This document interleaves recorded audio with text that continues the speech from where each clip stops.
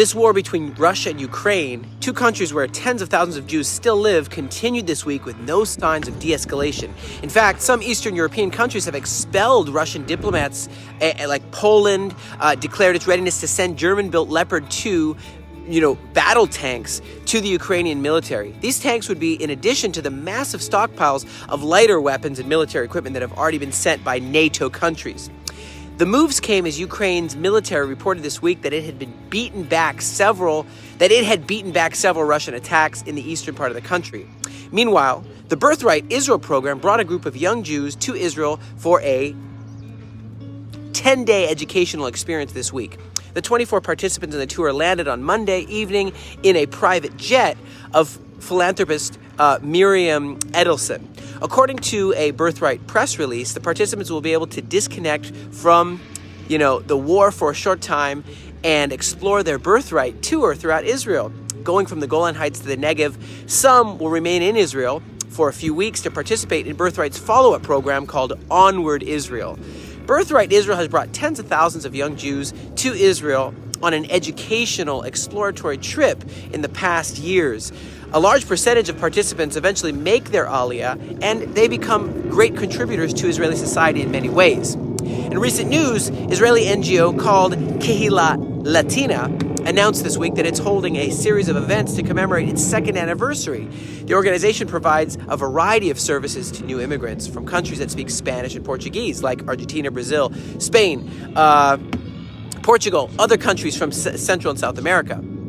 Uruguayan-born Rabbi Richard Kaufman is a spiritual leader of this community, and he told Jerusalem Post newspaper that the cost of living in Israel has increased dramatically since he made Aliyah 32 years ago.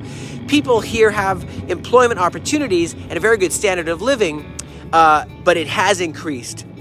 But truly, still, this is the best country in the world for every Jewish person to really feel at home, and we have to lay the groundwork for the social and community framework to help them return and have a successful life here. The Aliyah doesn't end at the airport.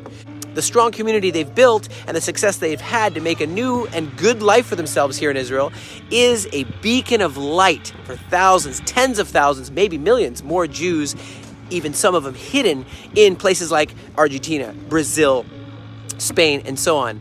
This is leading many Jewish people to consider making Aliyah, making immigration here to this land. What does all this mean? The war between Russia and Ukraine is continuing to drive Jewish people to come and escape and make their home here in Israel. Jewish people are looking to Israel and seeing the attraction to come here from not only there, but also Latin American countries where the economic and political turmoil are causing disruption and hardship for many.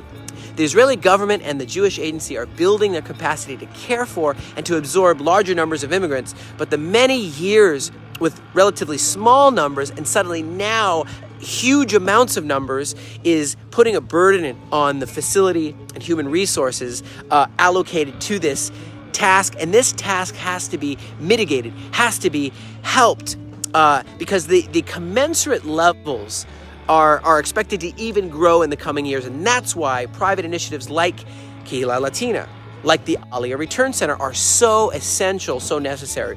Private initiatives will help the government and do help the government and other agencies to be able to handle these numbers. And these private initiatives are already providing priceless assistance, food, clothing, shelter, places to do job training, Hebrew.